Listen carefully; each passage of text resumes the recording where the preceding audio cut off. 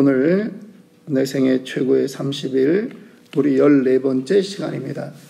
감사를 표시하라 라고 하는 제목으로 누가복음 17장 11절부터 19절 말씀 나누도록 하겠습니다.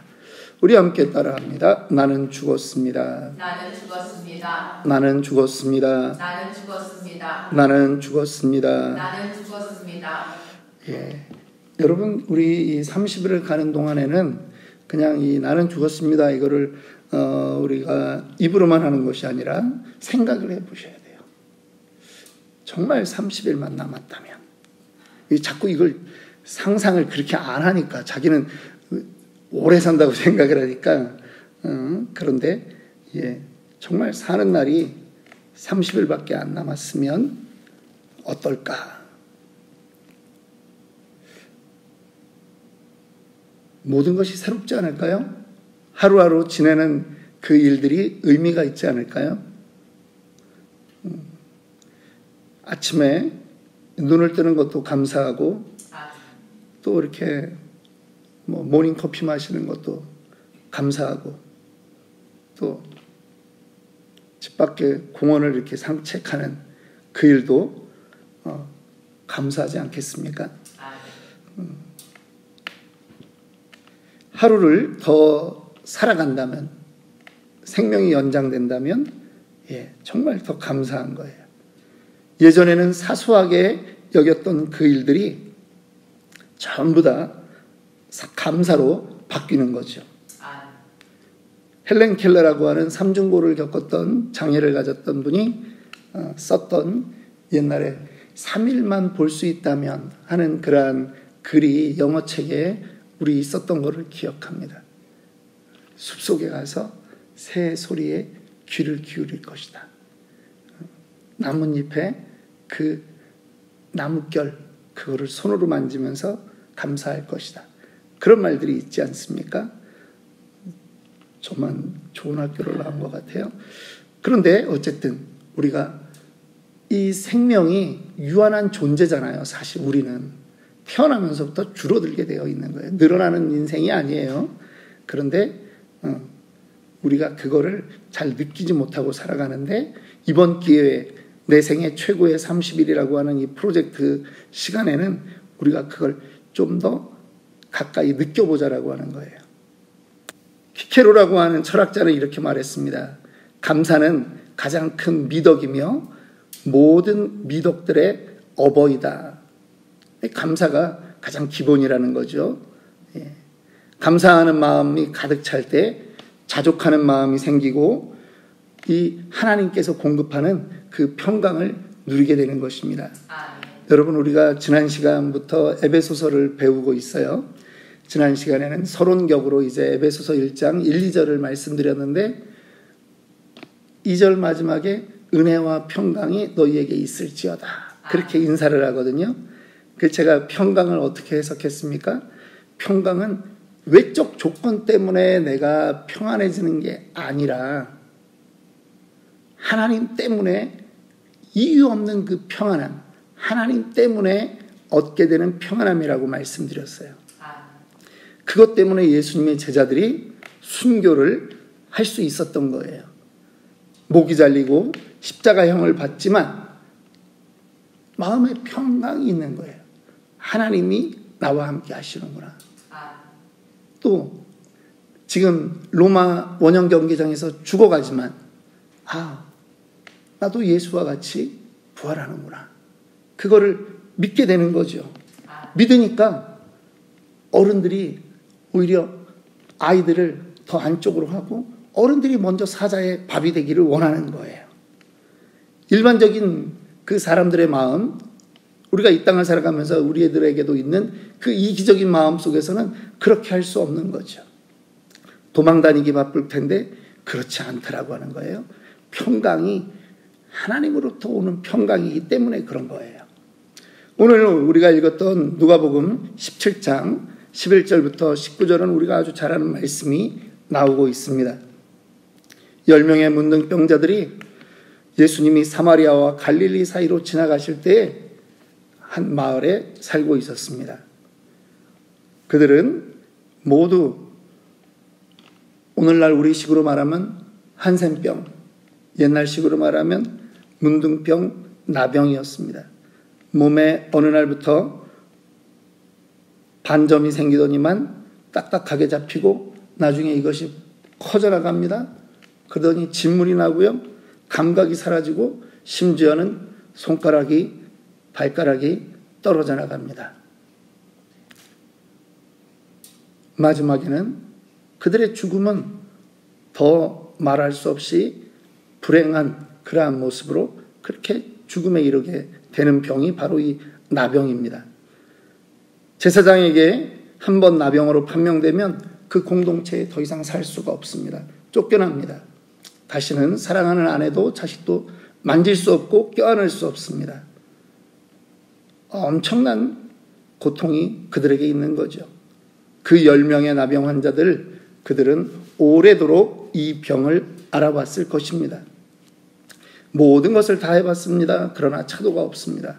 그런데 예수님을 만났습니다. 13절에 소리를 높여 이르되 예수 선생님이여 우리를 불쌍히 여기소서 하거늘. 예수님이 그들을 불쌍히 여겼습니다.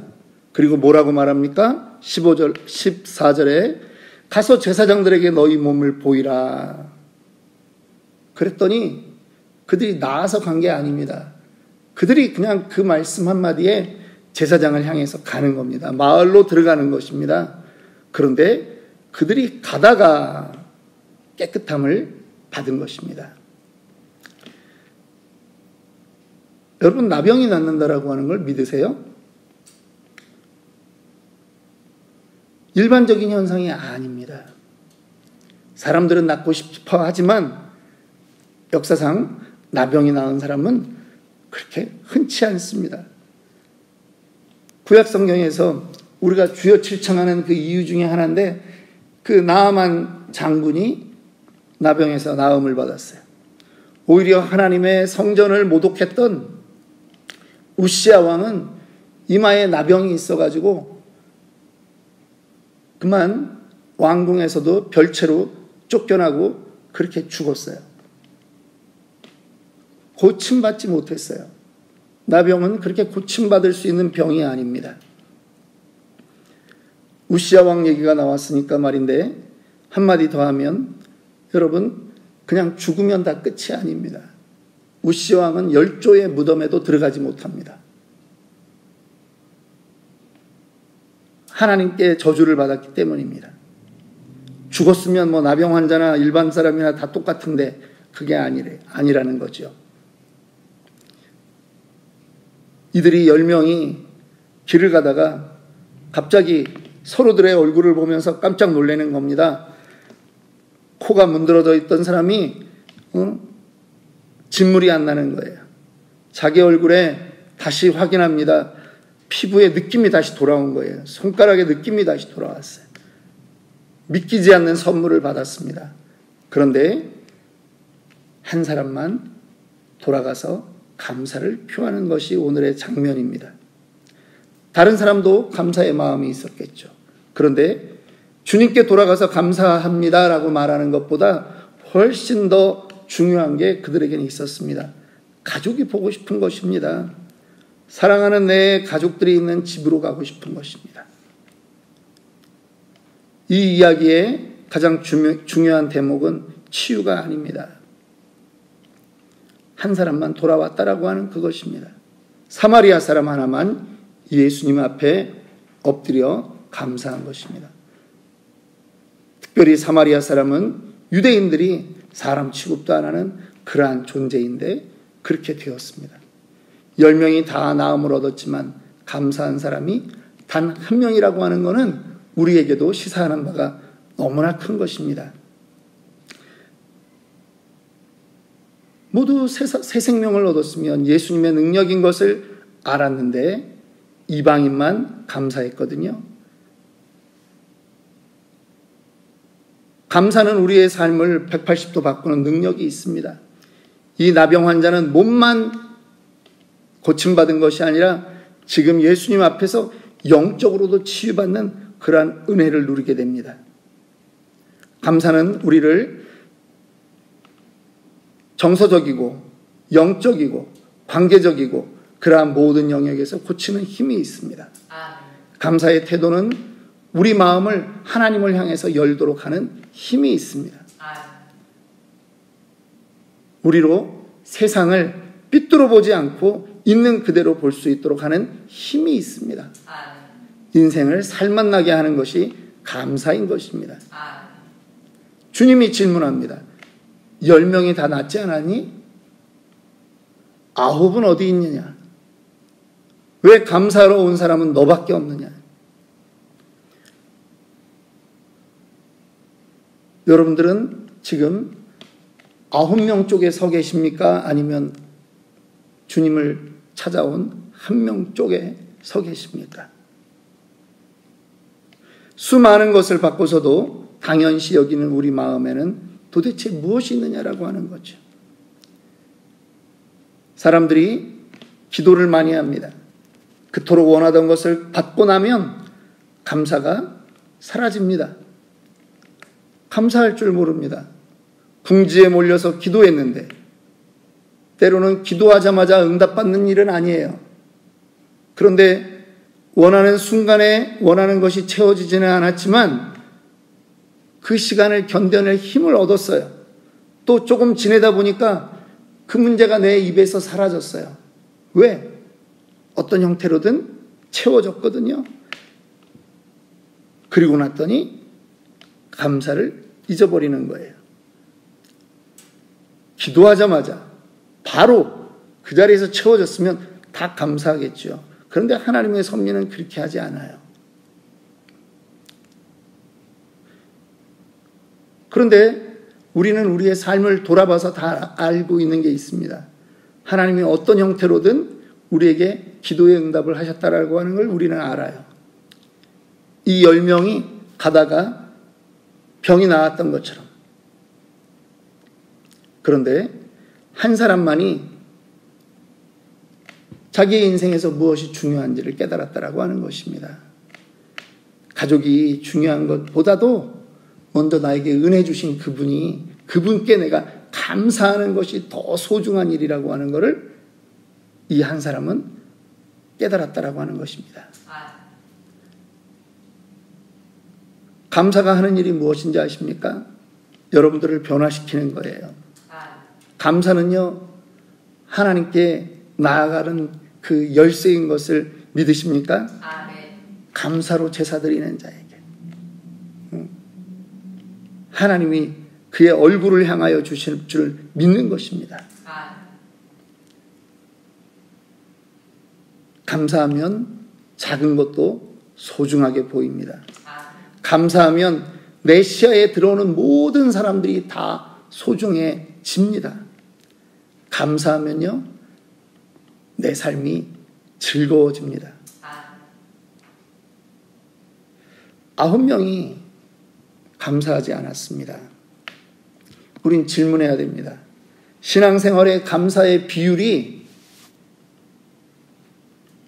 이 9명 대 1명의 그 비율은 아닐까 하는 것입니다.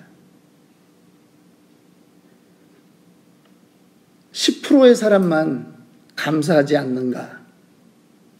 혹은 우리가 받은 것은 100%를 받았는데 우리는 내 삶에 10%의 것만 우리는 감사하고 살지 않는가라고 하는 것을 생각해야 된다라고 하는 것입니다. 감사가 없다 보면 불평불만이 올라옵니다. 불평은 감사와는 정반대의 효과를 가져오겠죠. 불평하면 우리 가슴이 작아집니다. 차갑게 됩니다. 하나님의 복이 들어오는 것을 막아버리는 것이 불평입니다. 불평, 불만, 트집, 질투, 남에 대한 평가, 비난, 이것이 우리를 장악하게 된다라고 하는 것입니다. 근시안적으로 살아가게 됩니다. 그리고 만족하지 않습니다. 만약 한 달만 산다면 여러분 감사하는 인생을 살고 싶으십니까? 아니면 불평하는 인생을 살고 싶으십니까? 감사가 넘치는 사람으로 평가되기를 원하십니까? 아니면 늘 불만이 있던 사람으로 그렇게 평가되기를 원하십니까? 남들의 눈을 먼저 생각하기보다는 자식의 눈을 생각하면 결론이 더 빨라집니다. 저는 대학교 1학년 때 어머님 돌아가시고 20년 뒤에 아버님 돌아가셨는데 아직도 생각이 나거든요. 우리 어머니의 삶의 그 태도가 생각이 나고 우리 아버지의 삶의 모습이 생각이 나요. 어떤 거는 저렇게 살면 안 되는데 하는 것이 저에게도 있어요. 자식의 눈에는 속일 수가 없는 거예요. 자식의 눈을 속일 수는 없는 거죠. 근데 그 자식은 부모가 가르친 대로 살아가는 것이 아니라 보여준 대로 살아간다라고 말하지 않습니까? 여러분 30일이 남았다면 내 자식 눈에 나는 어떤 존재로 보여지기를 원하십니까? 감사하는 존재가 되기를 원합니다. 아멘. 후회 없는 인생에 도전하십시오. 감사하면 가슴이 펴집니다. 아멘. 누구라도 가까이 다가올 수 있습니다. 감사할 때는요, 가끔 내 원칙을 내려놔야 감사의 폭이 넓어진다는 거 아십니까? 일단 먼저 감사하시면 돼요. 일단 먼저 감사하세요. 한번 따라합니다. 일단 먼저 감사합시다. 일단 먼저 감사합시다. 일단 먼저 감사하다고 선언을 해놓고 나면 나의 기준이 자꾸 내려가게 되어 있어요. 기준이 올라가 있으면 감사가 안 돼요. 그걸 가지고 뭘 감사해?